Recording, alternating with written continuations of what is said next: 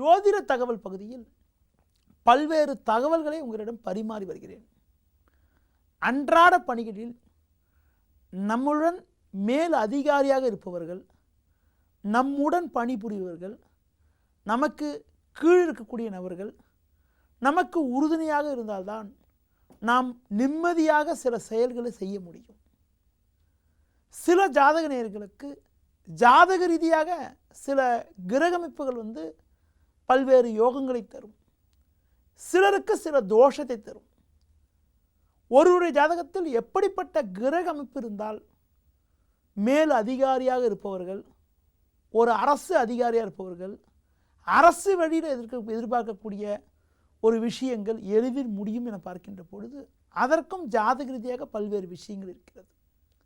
பொதுவாக ஒருத்தருடைய ஜாதகத்தில் மேல் அதிகாரிகளை குறிக்கக்கூடிய கிரகமாக விளங்கக்கூடியது சூரியன் ஆவார். சூரியன் ஒரு ஜாதகத்தில் நல்ல ஆட்சியோ உச்சமோ பெற்றிருந்தாலும் சூரியன் தனது நட்பு கிரகன் சொல்லக்கூடிய செவ்வாய், சந்திரன், குரு போன்ற கிரக சேர்க்கை பெற்றோ, குரு போன்ற கிரக பார்வையோடு இருந்தால் அந்த ஜாதகருக்கு உத்தியோகத்தில் இருப்பவர்கள் என்றால் மேல் அதிகாரிகளுடைய ஒத்துழைப்பானது சிறப்பாக இருக்கும். தொழில் செய்பவர்கள் என்றால் அவங்களுக்கு பார்த்தா அரசு வழியில் எதிர்பார்க்கக்கூடிய உதவிகள் கிடைக்கக்கூடிய அமைப்பு, அவங்க தொழிலுக்கு தொழிலை கொடுக்கக்கூடிய உதவியாக இருக்கக்கூடிய நபர்கள், அதாவது ஆர்டர் கொடுக்கக்கூடிய நபர் சொல்லுவாங்கள்ல, அவங்களுடைய ஒத்துழைப்புலாம் மிக மிக சிறப்பாக இருக்கும்.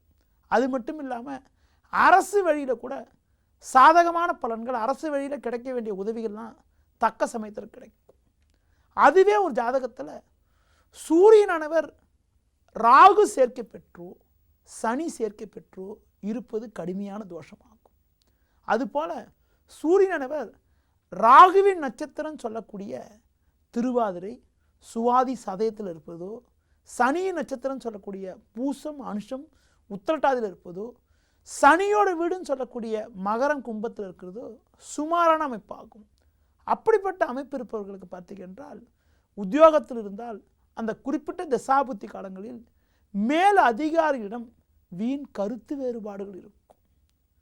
தொழில் செய்பவர்கள் என்றால் நான் குறிப்பிட்ட இந்த மாதிரி சாதகமற்ற தசாபுத்தி நடைபெறுகின்ற பொழுது சூரியன் ராகு சேர்க்கை, சூரியன் சனி சேர்க்கை ஏற்பட்டு, அல்லது சூரியன் வீடான சிம்ம ராசியில் சனி அல்லது ராகு அமையப்பெற்று அந்த சனியின் புத்தியோ ராகுவின் புத்தியோ நடந்தால் தொழில் செய்பவர்களுக்கு அரசாங்க வழியில் பிரச்சனை, தொழிலுக்கு உதவி செய்யக்கூடிய ஒரு அதிகாரி மாதிரி இருக்கிறவங்களால பிரச்சனைகள், சில சட்ட சிக்கல்கள் எதிர்கொள்ளக்கூடிய ஒரு அனுகூலமற்ற நிலையானது உண்டாகும்.